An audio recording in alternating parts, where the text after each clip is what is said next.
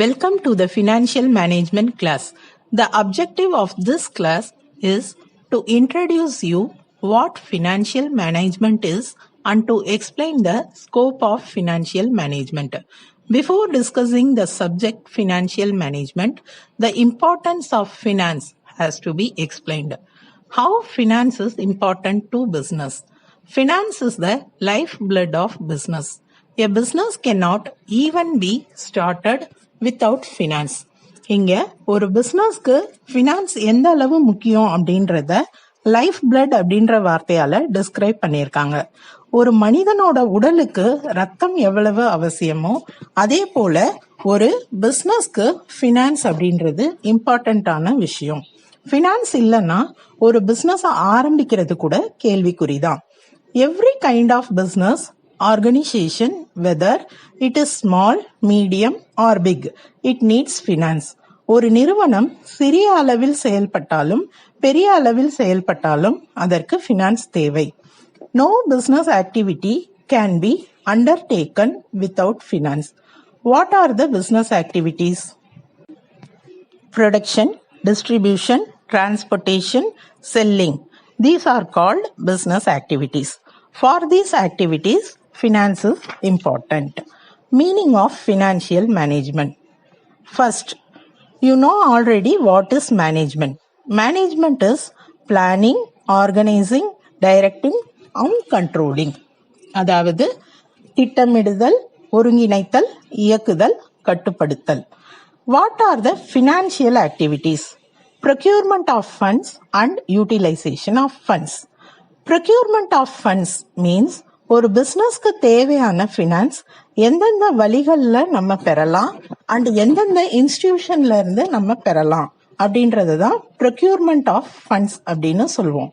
Utilisation of funds என்பதை நிதி பயன்பாடு என்று சொல்லலாம். அதாவது ஒரு பிசினஸ்க்காக நிதியை எப்படியெல்லாம் செலவிடுவது அப்படின்றத தான் utilisation of funds. Okay, now you read the definition and meaning. Financial management means planning, organizing, directing and controlling the financial activities such as procurement and utilization of funds of the enterprise. So management of financial activities is financial management. இதே விஷயத்தை தான் டெஃபினிஷன்ல SC Kuchhal சொல்லியிருக்காரு. So இதுக்கு explanation தேவையில்லை. அடுத்து நம்ம பார்க்க போறது scope of financial management. Scope refers to field of activity. அதாவது எந்தெந்த ஆக்டிவிட்டிஸ் எல்லாம் இந்த ஃபினான்ஷியல் மேனேஜ்மெண்ட் கவர் பண்ணுது அப்படின்றத தான் ஸ்கோப் ஆஃப் ஃபினான்ஷியல் மேனேஜ்மெண்ட் அப்படின்னு சொல்றோம். ஸோ இந்த ஸ்கோப்பை தெரிஞ்சுக்கணும் அப்படின்னா இங்க 2 அப்ரோச்சஸ் இருக்கு. ஒன்று ட்ரெடிஷனல் அப்ரோச், இன்னொன்று modern approach. So traditional approach அப்படின்றது old approach. Traditional approach established in 1920 to 30. So corporation finance அப்படின்னும் இதை சொல்லலாம் நம்ம. First activity under the traditional approach is deciding funds requirement. அதாவது எவ்வளவு நிதி தேவை அப்படின்றது தான் ஃபர்ஸ்ட் ஆக்டிவிட்டி. செகண்ட் பாயிண்ட் பார்த்தீங்கன்னா arrangements of funds from financial institutions. அதாவது பேங்க் இருக்கு, ஃபினான்ஷியல் இன்ஸ்டிடியூஷன்ஸ் இருக்கு, எங்க இருந்தெல்லாம் நம்ம லோன் ரைஸ் பண்ணலாம், எப்படிலாம் பணத்தை அரேஞ்ச் பண்ணலாம் அப்படின்றது தான் second activity. Third point arrangement of funds through financial instruments like shares, bonds etcetera.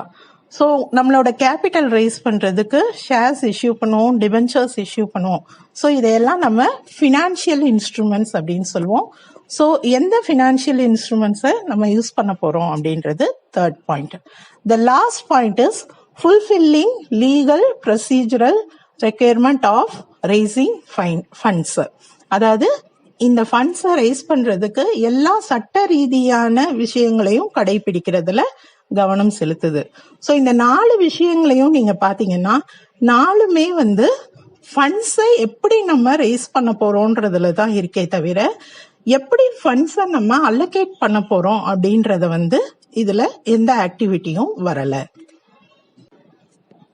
So allocation of funds அப்படின்ற ஒரு விஷயம் இல்லாததுனால ட்ரெடிஷ்னல் அப்ரோச்சில் குறைகள் இருக்கு, அதாவது limitations in traditional approach. So என்னென்ன லிமிடேஷன்ஸ் அப்படின்னு பார்க்கலாம். First one is outsider looking in approach.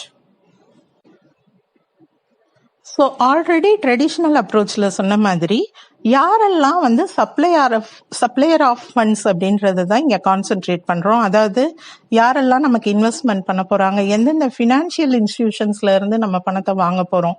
So எல்லாருமே வந்து வெளியில் இருக்கிற ஆட்கள். ஸோ இதனால இந்த அப்ரோச்சை வந்து outsider looking in approach அப்படின்னு சொல்கிறோம். Second point, no emphasis on allocation of funds. அதாவது பணத்தை எங்க இருந்து பெற போறோம், எந்தெந்த வழியில பெற போறோம், எந்தெந்த இன்ஸ்டிடியூஷன்ல இருந்து பெற போறோம், இதுதான் அதுல கான்சென்ட்ரேஷன் பண்ணியிருக்காங்களே தவிர அந்த பணத்தை எப்படி நம்ம வந்து யூட்டிலைஸ் பண்ண போறோம், எந்தெந்த டிபார்ட்மெண்ட்டுக்கு எந்தெந்த மாதிரி அலோகேட் பண்ணணும், அந்த விஷயங்கள் எல்லாமே இந்த ட்ரெடிஷ்னல் அப்ரோச் கவர் பண்ணல. Third point is ignored working capital finance. So working capital financing அப்படின்றது டே டு டே ஆக்டிவிட்டீஸ்க்கு என்ன ரெக்குயர்மெண்ட் தேவைப்படுது ஃபினான்ஸ் அப்படின்றது தான் ஒர்க்கிங் கேபிட்டல் ஃபினான்சிங் அப்படின்னு சொல்லுவோம். ஸோ இந்த இடத்துல பார்த்தீங்கன்னா நம்மளோட அப்ரோச் வந்து லாங் டேர்ம் ஃபினான்சிங், அதாவது கேபிட்டல் ரைஸ் பண்றத விஷயத்த மட்டும்தான் கவர் பண்ணதே தவிர டே டு டே ஆக்டிவிட்டீஸ்ல எந்த ஒரு கான்சென்ட்ரேஷனும் இல்லை ட்ரெடிஷ்னல் அப்ரோச்ல. Last point is confined to only the episodic events such as merger, acquisition, reorganization, etc. So raising of funds அப்படின்னு பார்த்தீங்கன்னா ஒரு பிஸ்னஸ் ஆரம்பிக்கும் போது பணம் தேவைப்படும். அதுக்கப்புறம் வந்து இந்த எபிசோடிக் ஈவெண்ட்ஸ் அப்படின்னு சொல்லியிருக்க merger, acquisition, reorganisation of companies எல்லாம் நம்ம ஆல்ரெடி தெரிஞ்சிருப்போம். இந்த மாதிரியான சுச்சுவேஷன் வரும்போது தான் ரேசிங் ஆஃப் ஃபண்ட்ஸ் அப்படின்ற ஒரு விஷயம் தேவைப்படுது. ஸோ இது எல்லாமே இதை மட்டுமே கான்சென்ட்ரேட் பண்றதுனால ட்ரெடிஷ்னல் அப்ரோச்ல இந்த மாதிரியான நிறைய லிமிடேஷன்ஸ் இருக்கு.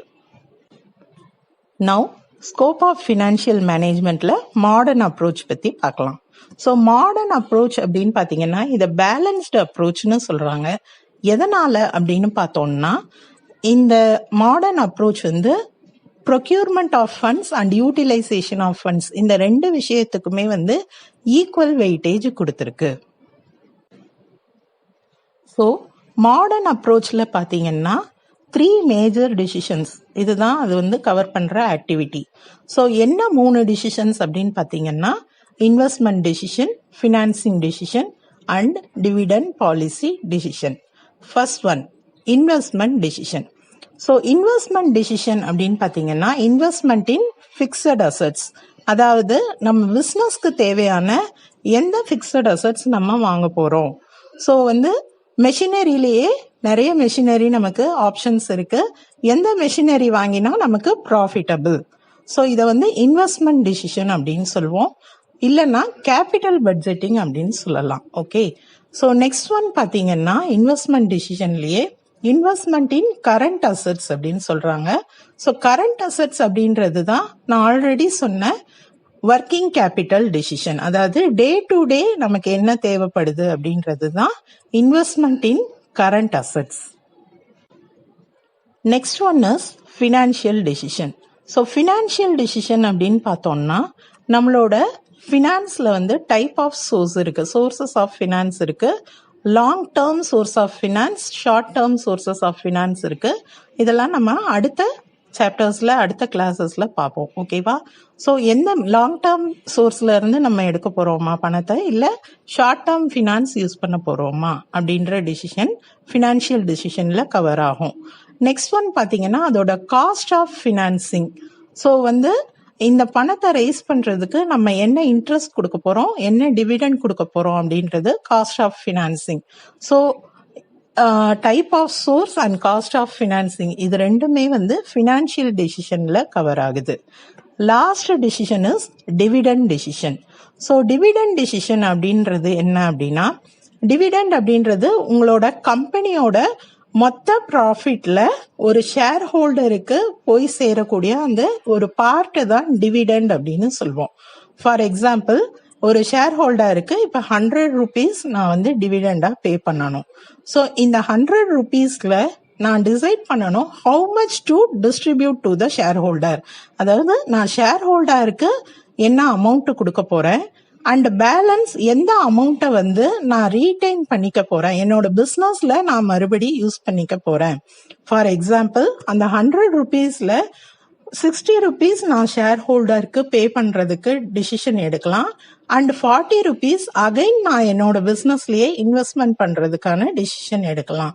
இதை தான் டிவிடெண்ட் டிசிஷன் அப்படின்னு சொல்லலாம். ஸோ மாடர்ன் அப்ரோச்சை பொறுத்த வரைக்கும் there are 3 decisions. என்னென்னு பார்த்தீங்கன்னா investment decision, financial decision and dividend decision. இந்த 3 டிசிஷனும் தான் ஃபினான்ஷியல் மேனேஜ்மெண்ட் அப்படின்ற விஷயம் சொன்னாலே நமக்கு ஞாபகம் வர வேண்டியது இந்த 3 டிசிஷன்ஸ் தான். ஸோ இந்த 3 டிசிஷன்ஸையும் மாடர்ன் அப்ரோச்லேயும் உங்களுக்கு இந்த 3 டிசிஷன் வரும்.